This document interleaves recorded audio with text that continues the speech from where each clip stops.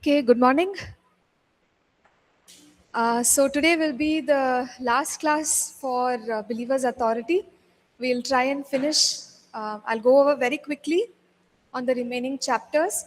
So let's pray and commit this class into God's hands and also thank Him for the grace to complete. So I hope you have seen the classwork page for interpreting scripture. So all the lectures are completed. The last assignment is also posted, so you can finish that.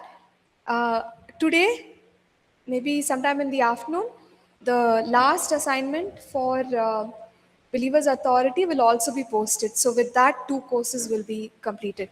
Okay, is that fine? Great. So who would like to pray before we start off the last class?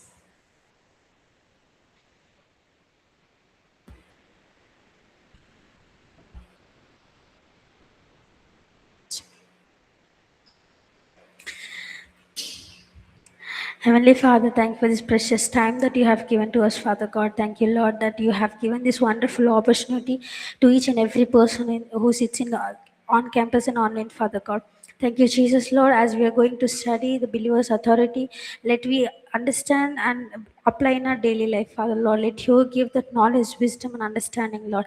Let you help us to focus what is ma'am saying, Lord. As Lord, I submit Nancy ma'am to your mighty hand. Let you guide with your spirit. Let each and every word touch her heart and we apply in our daily life. In Jesus' name I ask. Amen. Amen. Amen. Thank you. So, in the last class, we completed all the steps for deliverance. So, as you could see, they were all very practical steps. And what is the important thing about um, deliverance? What should be done after deliverance, after the demon comes out? The demon has come out. We have prayed. We have taken authority. The demon has come out. So what will we do for the person? Correct. Post deliverance care. And we saw how it is important to talk to the person. It's important to identify what struggle brought about this possession or demonization, and then to guide the person to stay out of that sin or out of that addiction if they require further help, maybe in terms of counseling, in terms of anything else that they need. We have to journey with them. So post deliverance care is very crucial, and if we don't take this up, then it is likely that the demon may come back, or the demons may come back and affect the person. So it's good to ask the person to be accountable to somebody like a pastor, a leader in the church, or anyone who can actually guide that person. And we said that, yeah, sometimes we can have even addictions such as alcoholism or any other substance abuse, which is demonic in nature. We do understand that these things can be a behavioral issue. Okay. And maybe people have gotten into it because of certain psychological problems, trauma, childhood issues. But even beyond all that, it can be an addiction. Sorry, it can be a demonic problem. So addictions sometimes are demonic. Please note, sometimes. Okay, so if that is the case, ministering deliverance will set the person free, and they will then be able to come out of these challenges and pursue the purpose of God on their lives. So, this is broadly concerning the steps for deliverance. So now let's move ahead to chapter 14 here. And chapter 14 talks about authority over territories and regions. We have discussed how demonic powers can take a hold of regions. So, do we all recall? We said that when Paul went to do his ministry, there was a time where he impacted cities. So, if we take specifically the example of the city of Ephesus, over there we see a practice of worshipping the goddess Diana. Okay, so they were people who worshipped Diana or Artemis. So that was the city's worship, right? But what happened when Paul went there? People started hearing the gospel, responding to the gospel, and many people got saved. So people, the ones who were engaging in sorcery, witchcraft, they brought their things and they actually burnt it up. So can we see that the worship changed, right? The impact over the city transformed. So even if there was a stronghold of that goddess Diana, it actually shifted. And so we must recognize that God gives us the authority, and He also gives us the grace to impact cities, even regions. So, whatever we have learned till now about ministering to individuals, we would also need to extend that to cities or nations, regions of the world. So, this chapter is about that. So we would say that if the Lord Jesus walks in authority, He is the head of the body. Yes or no? Okay. So if the head has authority, does the body have authority?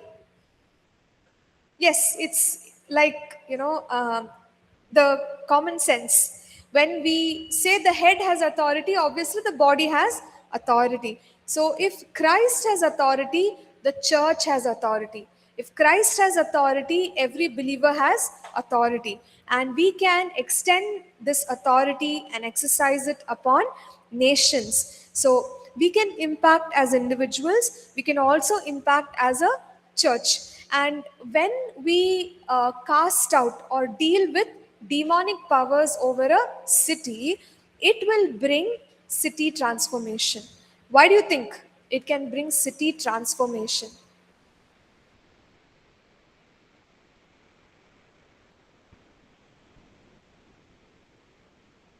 Impacting regions, right? So, not just as a single person, but as a church also. When we are a church, we make an impact, and that brings city transformation. But, like, why city transformation? How city transformation related to believers' authority?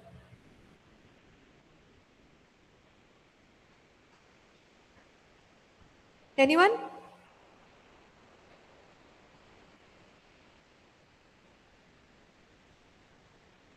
How can the city transform when we take authority? Praying, okay, but how is it that our taking authority is transforming or changing the city?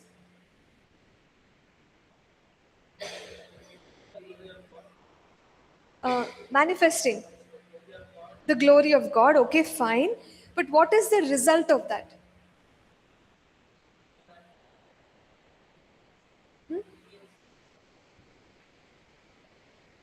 Okay, not able to hear you very well. Manu. Yes, over our city means what?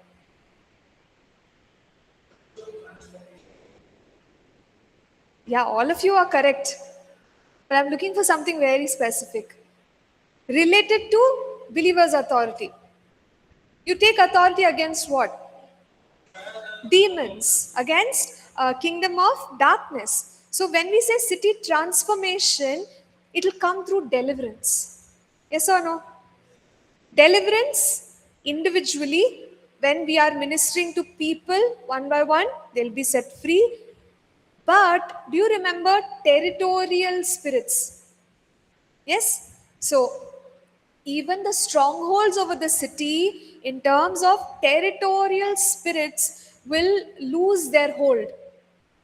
That's how city transformation will gradually come. So if a city is impacted by evil spirits who instigate violence, there'll be a lot of violence, crime in the city because it's demonic. But when we take authority, what will happen? The spirits will leave, and therefore violence will come down. So cities transform. So can you see how believers' authority can impact? So whatever territorial spirits are there, whatever influences are there from the demonic world on the city can be changed or uh, uh, stopped. So this is how city transformation takes place. We can overcome demonic powers. So that's the whole point of what we are discussing. So city transformation is firstly a spiritual transformation. Um, we will see the physical changes, but it begins with spiritual transformation. So, when we say spiritual transformation, it could mean that we need a lot of prayer, right? So as we are praying, and there are testimonies of so many cities where things changed because the church was a praying church. Okay, and we also sometimes can say that the spiritual atmosphere is transformed. It begins there. So city transformation is not going to come if the spiritual atmosphere of that place is not impacted.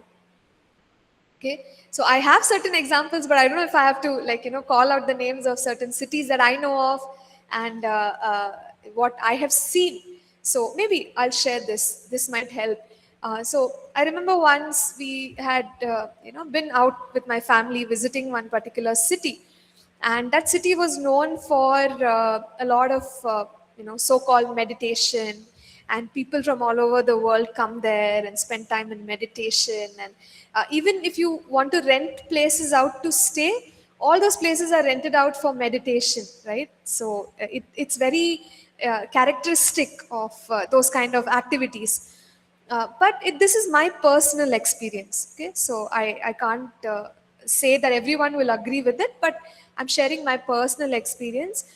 But very honestly, being in that place, in the spirit, I could sense a kind of a burden, right? Like there was no freedom.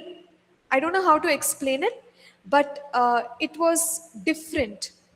You don't sense a freedom, right, in the atmosphere. Like on the outside everything is good, but spiritually you can sense a darkness or a heaviness, or something very different, very disturbing. And it was obvious for me. So I came back understanding that it could be because of all the wrong activities that are taking place in that city, right? Because there is a lot of focus. And I was asking around for churches, like, are there churches? Not many in that region. So can we see that maybe that's another challenge, that not many people are there who are praying for that place, right? But also, again, this is my personal view. You're most welcome to argue with me on it. But another place that I went to, there is a church. Okay, and it's over the last couple of decades, it's become a massive, huge church. But there was a stark difference between the way I sensed in that other city and this city. Because in this particular city, they have something called 4 a.m. prayer. They wake up 4 a.m. in the morning, people show up in church, they're interceding for the city. Something in the spirit is so free. It's as if something has broken through. Okay, so I made a note that, oh, it could be because there is prayer in this place as compared to the other place, right? So then imagine what will happen if we are people who pray in our home, pray in our apartment complexes, pray in our city.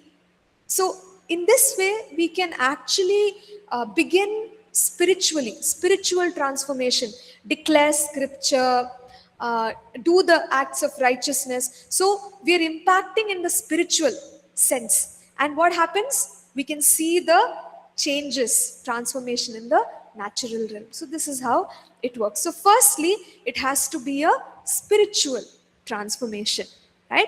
And for that, all of us have to take responsibility and pray for the places that God has put in our hearts. So how can we transform cities? There are strategies mentioned in our notes here. I am on page 70, and firstly, the passage says that we need to live the gospel. So the Bible clearly states that you and I are the salt and light. So, what is the meaning of salt and light? Salt preserves. Yes or no? All of us make pickles. Why put so much of salt? Because it is not going to decay. If you put the salt, it stays for months on end. In the same way, when we are in our society, we meaning believers, we are salt. The society, the community around us is decaying because of sin. But we are the preservative. You are the salt of the world. Right? That's what Jesus said in Matthew chapter 5, verses 13 through 16. Secondly, what does salt do? Salt gives flavor. So you can make the best curry and put no salt in it. Serve it to everyone. How will it be? Nobody will like it. It may have the best ingredients, but what did we miss? Little bit of salt. Okay? So can you see how salt makes the difference? Salt gives the flavor, the taste.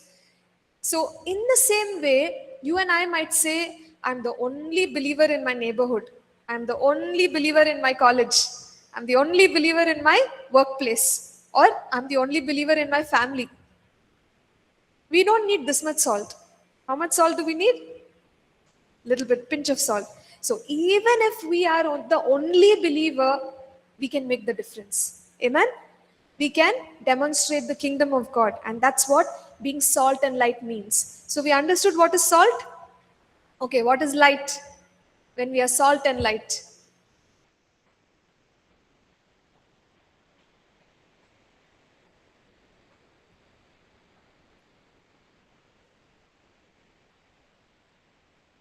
What will light do? Dispel the darkness. So that's what we do. We as believers may complain, the world is so evil, the world is so evil. But because we are there, we are providing light and the darkness is disappearing. So, we can talk so much about light, but I won't go into that. We understood we are salt and light. We have to live out the gospel or the Christian life. Second, we need to share the gospel because we have been called to proclaim it, declare it. We see in Romans chapter 1 that the gospel is the power of God unto, what is it? Power of God unto salvation. Very good. So the gospel is the power of God unto salvation, and we are all commissioned to share the gospel.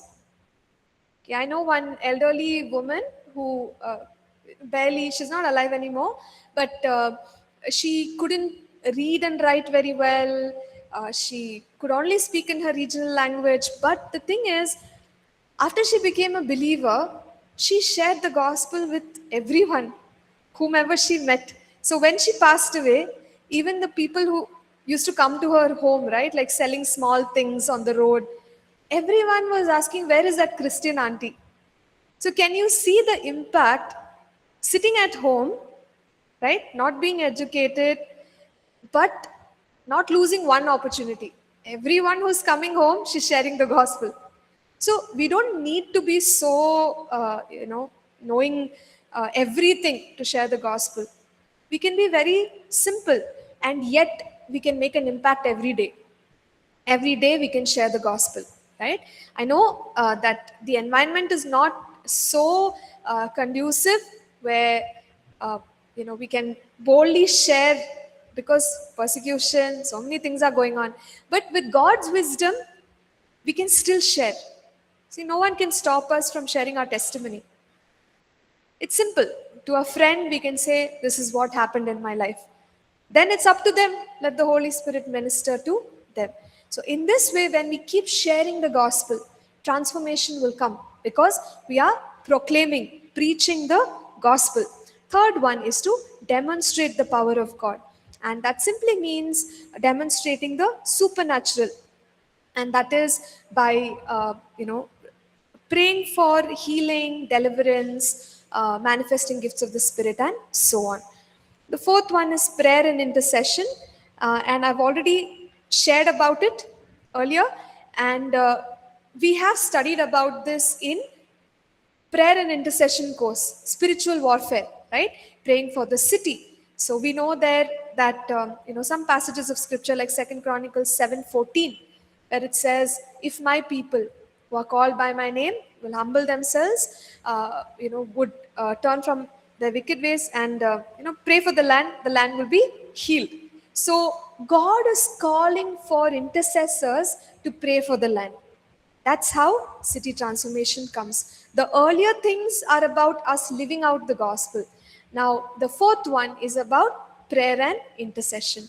So, we can have prayer and intercession at various levels. We can pray individually, but normally we say concerning, city-wide prayer for spiritual warfare to see city transformation. So when we come together and pray, corporate prayer, it's always much better, right? To affect the demonic powers over the city. So as much as possible, we can encourage coming together in prayer. Yeah. So that also is key. But a few words of guidance or caution concerning city transformation and overcoming demonic powers. We should not become very conscious about what the devil is doing, right? Sometimes we do, we pay a lot of attention that, oh, the devil is doing this and that over the city, and maybe we'll become afraid or be distracted because we are so conscious of demonic powers. So we can avoid that. Don't be overly demon conscious, right? The second thing is to not become overly concerned about spiritual mapping. Have we discussed spiritual mapping before? I have a feeling we did mention it. So, anyway, spiritual mapping means that in a city, we can maybe take the map of the city and then figure out what strongholds are there in different places. So, if you take the map of Bangalore, you could prayerfully discern what strongholds are there. So you could say, okay, North Bangalore, these are the strongholds. These kind of crimes are happening. This kind of worship is happening.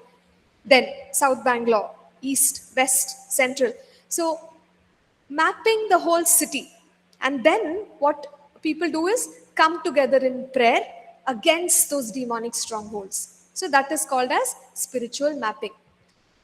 Spiritual mapping is good because we will specifically be able to target the demons, okay, that are affecting this place. But the problem is sometimes people overdo it. They're always thinking about demons, like, okay, this street, which demon is there, that street, which demon is there. Become very conscious about demons in every place, but that is not necessary. So spiritual mapping should be at a very high level, or one has to think of it, little bit, not too much. So that's the whole point. We should not get sucked up into it. We can do an initial mapping and that should be sufficient. Go ahead with prayer. Don't get deep into spiritual mapping.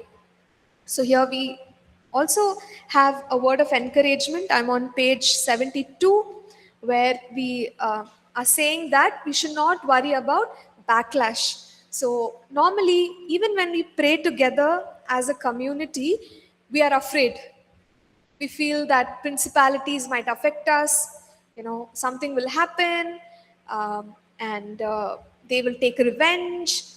So that fear should not be there, because in Luke 10:19, when Jesus sent out his disciples, he said, nothing by any means shall harm you. So, this needs to be our confidence that when we are pursuing transformation of the city, nothing will harm us. Okay? And so, don't worry about backlash, and we can transform our city into a city of God. So here in our notes there is an example of a place. It's called Kirjat Arba from Joshua chapter 14. So apparently this place was a place where giants lived, Anakim giants, and it was a pretty dangerous place. Like people would not go there. But Caleb, if you recall, right? Caleb, he asked for a place, to inherit a place, and he got this place. Okay, so can you imagine? Caleb is waited on the Lord to receive something.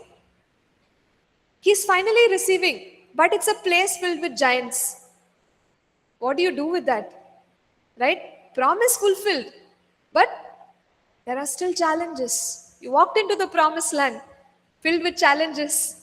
So, walking into the promised land doesn't mean problems are over, right? Now, Caleb has to work on evicting the giants.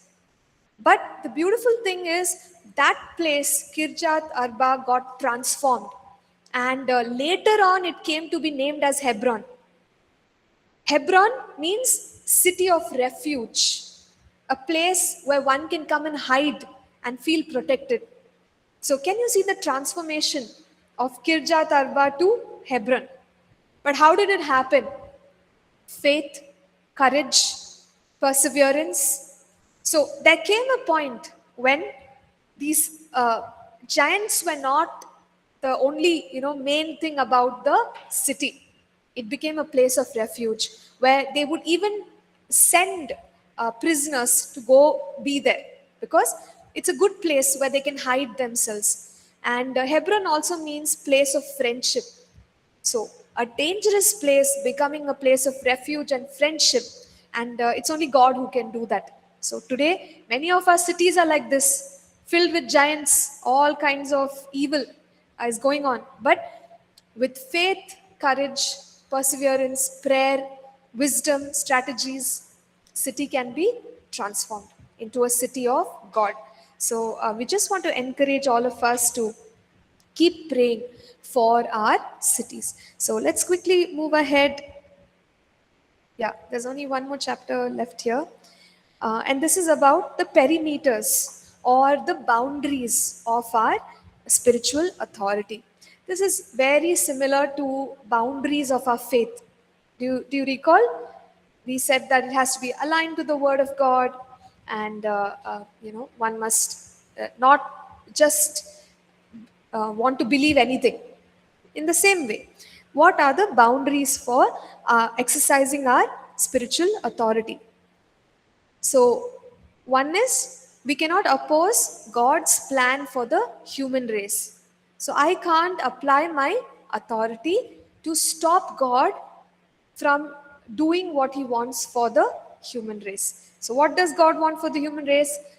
Redemption, salvation, right? Transformation. So, these things God will do. I can't use my spiritual authority in the opposite direction. Next, we cannot violate God's written word, that we understand. And we must be aligned to the mind of God in a particular situation. We can't control or manipulate another person's will or volition. So, this we recognize, right? Same thing applies to faith. When we want to force someone to do something or not do something. So if I say, okay, I'm binding this person or I'm losing this person, it's not going to work, because we are trying to control free will or choice. And even God doesn't control that. God gives us free will. He lets us know what is right and wrong, but it is our decision to choose what is right. So one can't control other people's will and ability to decide. Maximum we can influence by counseling, by guiding, but The choice is left to others. So I can't take authority, bind and loose, right? Example, you can't just like take authority over my boss. I lose a promotion in the name of Jesus. No, these are all very weird prayers, and we should not be praying such prayers of manipulation and control. Okay, we move ahead and say that fifth point, we cannot force a gift or work of God into a heart of unbelief. So you remember we said even when it comes to casting a demon out, if the person doesn't believe, if the person is not willing, will our authority be successful? No. It's not because our authority is not working, it's because they don't believe. They are not cooperating, right? So these things matter, and these things become a boundary. And that is why when we go to minister to different places, it is good to begin by sharing the word of God. How does that help? So if I go and I teach from the word of God and then I pray, how does it help?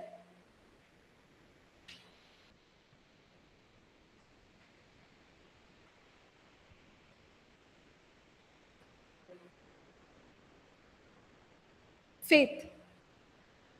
Yeah, truth will set us free. And also, how about faith comes by hearing and hearing by the word of God. So, faith is built up in people. And when faith is built up in people, what happens? They receive, right? So, we can't receive without faith. And for that, many times teaching the word, preaching the word is so very crucial. We need to do that. Then people will be able to experience whether healing, deliverance, or anything, right? Okay, so this is how we can minister to people, and then when faith is there, things happen. So now there is a section about failures. What does this mean? Failures, as in when we go to cast demons out and demons don't come out. Okay. Has that happened to me? Yes. Are there failures? Absolutely. Have there been times when ministers of God or believers have gone and prayed for someone? Next thing you know, that person passed away. Right? What do? Prayer didn't work or didn't seem to work. There are people I've heard them say, I prayed 10 times. All 10 times people passed away. What do I do now? I don't know if my faith is working. Failure after failure after failure after failure. So, what should we do?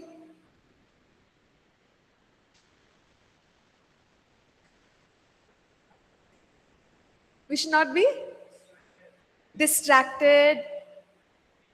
Pray again. See, it's easier said than done, right? Because it's challenging. When we have prayed and it didn't work, we feel that, will it work if I pray again? And if people have observed, sometimes people will say, this person will pray, it won't work. Right? So, failures are very troubling. But what we want to learn today is that we should not allow failures to stop us. So if we have prayed 99 times and nothing has happened, it's okay. Pray 100th time. That's the courage we need. So we should not stop praying.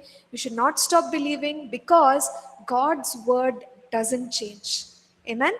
Our experience may go up and down, but God's word remains the same. His promises remain the same. He's always a healer. He's always a redeemer. He's always the one who brings freedom and deliverance. So we can take courage and be firm in God's word. Pray the 100th time, 200th time, and keep going on. Never stop. So that's how we deal with failures. Now, one more thing we can do is learn from our failures. See, when we fail, yeah, we never expect it. But the worst thing to do is to remain in that failure. But if we can learn a lesson from that failure, then what happens? You will only grow from there, right? So all of us have learned to ride a cycle or a bike or any vehicle. So when we started, we would have made one mistake. The cycle fell down. But you learn, oh, I should not have gone that side, or I shouldn't have managed the cycle like this. The next time you ride, you're better because you learned from that one falling down. So, in this way, in our spiritual journey, failures will be there for so many reasons. But what we have to do is learn a lesson and keep moving forward, right? And it just makes us a better person. So, what could be some of the reasons why failures occur in deliverance? Yes, lack of faith. Yes, lack of knowledge when we don't know the word of God. Doubt, unconfessed sin, fear. Okay.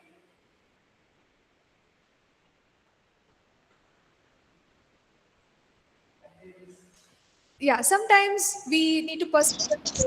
There could be a, a bondage or some kind of a stronghold which requires for us to focus and minister. Okay, yes. So all of these are the correct answers, and we could even work with the person to identify the open doors and close the open doors. Then minister, the demon will come out. So in these ways, we can actually see success in our deliverance efforts, and always be humble. No matter how many opportunities we get to minister deliverance, people will come with questions and expect us to have all the answers. But the reality is we don't. So be humble. In cases where we are not able to minister healing, or we don't know why something is happening, we can say, I'll pray for you, or I'll find out, right? So those kind of answers, instead of saying, I know, I will handle. So we shouldn't um, like exaggerate our capacity in our own minds. So we will definitely not have all the answers. We will definitely not know everything that we need to do when we go and minister to a person who needs deliverance. So it's okay to say, I'm not sure. I'll prepare myself. I'll come back and pray, or go with others who can support us in the deliverance work. So, in this way, we can be humble in our approach.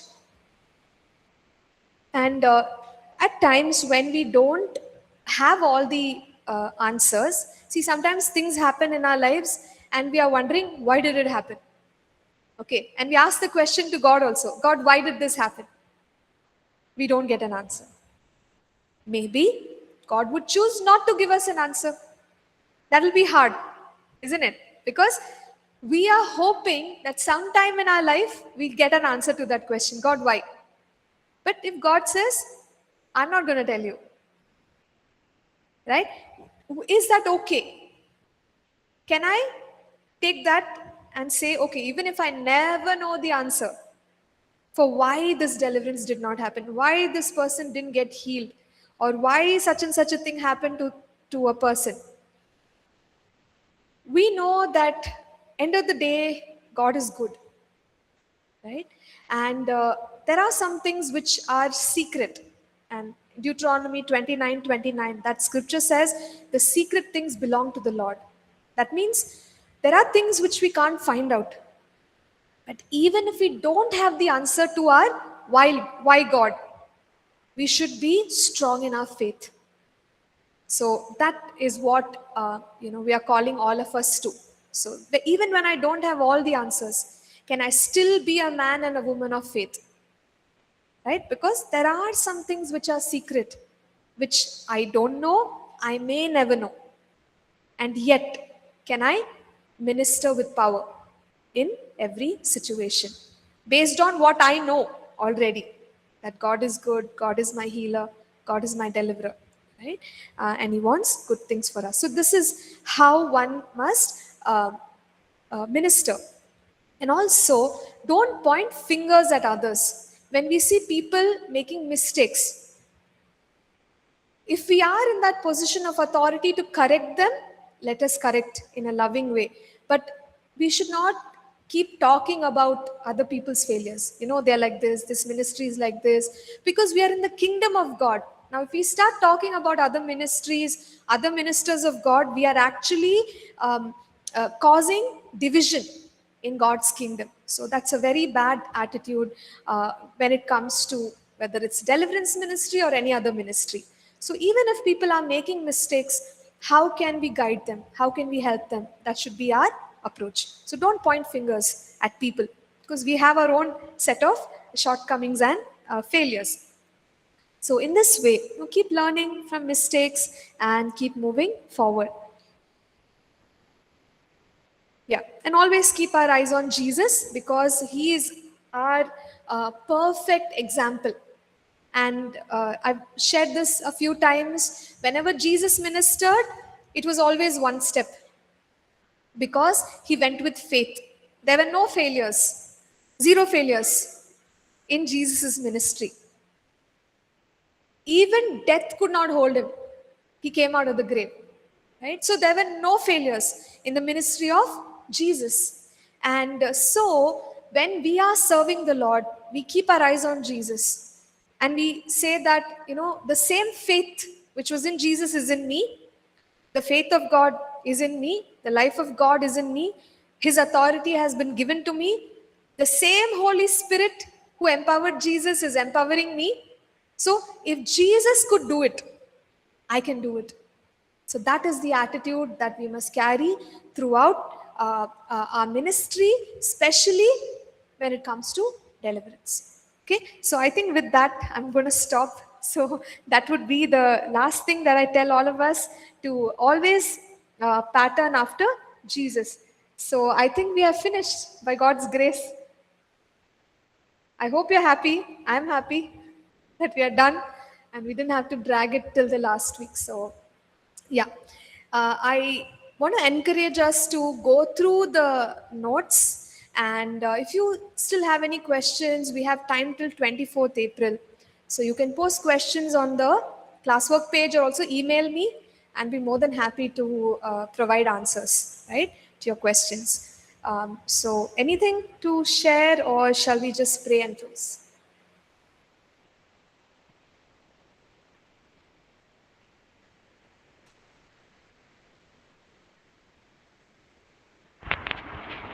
Mama, I have a question. Yes, yes. Yeah, Please. there's this verse, no, whatever you bind on earth will be bound in heaven, and whatever you lose on earth is loosened in heaven. So this Yes. verse is specifically for deliverance or something else?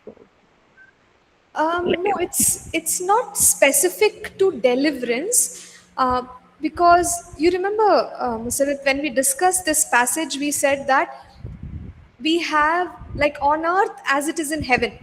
So what is in heaven? There's peace, joy, love, power of God. Everything is in heaven. So we are releasing those things also. So when I say I lose hope, I lose joy, those things can also be loosed. So that's not exactly deliverance, right? okay. That way. Yeah. I hope Because you. I have heard many people preaching this word about prosperity. Like when you do a lot of good things over here on earth, then you're storing something goodness for yourself on in heaven. That's what I have seen people preaching about this word. So I was a little confused. That's why. Okay. So when you sow good things into the ministry, you mean? Yeah, ministry or other people's lives. So Hmm. you must, like they say, like you must do good things for people. You must give to people. When you give to people, you're storing for yourself in heaven. Okay, I hope I got you right, Musarat. What you're saying is, sometimes they use that scripture from Matthew 10:41. It says, if you like bless the prophet, you will receive the prophet's reward. So then it is said that if you sow money, like give money to the prophet or bless the prophet, then you will get blessing. So, how do we approach it? Well, yes, it's a biblical principle to bless ministers of God and even prophets. But the other extreme is when, uh, you know, people are exploited using this. If one says, I'm a prophet, you have to give me, then only you will receive blessing. So, what am I doing? I'm manipulating using that passage. So, we have to be a little bit careful about that. Does that Thank you, make ma'am. sense? Okay, ma'am. Thank you. Yeah, sure. Okay, all right. So, then let's pray and we'll close. I'll pray. Heavenly Father, we thank and praise you, Lord, for this time in your word. We believe that, Lord, your word brings peace, your word brings freedom, your word brings strength, your word brings reviving and refreshing in our hearts. And God, we thank you that you have done a deep work in each one of us. Lord, we pray that we will hold on to your word, Lord, and the authority of your word in our lives. And we ask, God, that we will see victory in every situation. Lord, we especially pray that each one of us will rise up against the works of the evil one. Lord, we declare today that the enemy, Satan, is under our feet. And God, we thank you that we rise above every challenge. We rise above every difficulty, every attack that the enemy puts against us and against God's people. Lord, we just pray that every single person, Lord, walk in the grace, the anointing, the courage, the faith that has been given, deposited in their hearts, Lord, and that, Lord, there be many, many testimonies of deliverance, many testimonies of Lord, your power coming through. Lord, once again, we give you thanks, we give you glory, we give you praise, we give you honor. In Jesus' name we pray. Amen. Amen. Praise God. Thank you, everyone. It's really good to teach all of you this semester, and we'll see you all in the next semester. Okay. God bless. Thank you.